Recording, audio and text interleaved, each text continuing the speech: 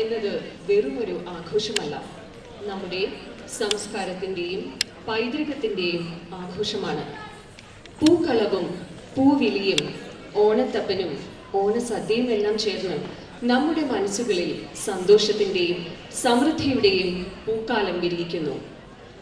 ചിങ്ങമാസത്തിലെ പൊന്നോണം കടന്നുപോയെങ്കിലും നമ്മുടെ ഈ പ്രവാസ ജീവിതത്തിൽ ഇത്തരം ഒത്തുകൂടലുകൾ ആ ഓണക്കാലത്തിന്റെ ഓർമ്മകളിലേക്ക് കൊണ്ടുവരും എന്നുള്ളത് ഉറപ്പാണ്.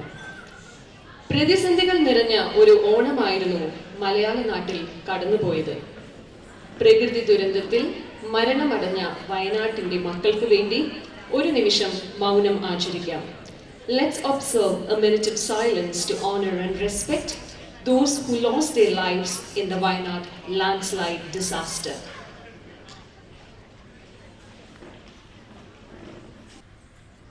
Thank you. ഈ അവസരത്തിൽ ആഘോഷങ്ങൾ എന്നത് ഒരു ചോദ്യമായി നിൽക്കുമെങ്കിലും പ്രവാസ ലോകത്ത് കൂടിച്ചേരലുകൾ നമ്മുടെ കൂട്ടായ്മയ്ക്ക് അനിവാര്യമാണ്. കേരളത്തിന്റെ തെക്കു മുതൽ വടക്കു വരെയുള്ള എല്ലാ മലയാളികളും ഒത്തുചേർന്ന ഈ നിറഞ്ഞ സദസ്സിനെ ഞാൻ സ്വാഗതം ചെയ്യുന്നു. നമ്മുടെ എല്ലാ അംഗങ്ങളെയും പോലെ തന്നെ KKയുടെ ക്ഷണം സ്വീകരിച്ച് ഇവിടെ എത്തിയ എല്ലാവരെയും ഓണം 2024 സ്നേഹപൂർവ്വം സ്വാഗതം ചെയ്യുന്നു. ഇന്ന് ഈ പരിപാടിയുടെ അവതാരകരായി നമ്മുടെ മുന്നിലേക്ക് കടന്നു വരുന്നത് രണ്ടുപേരാണ്.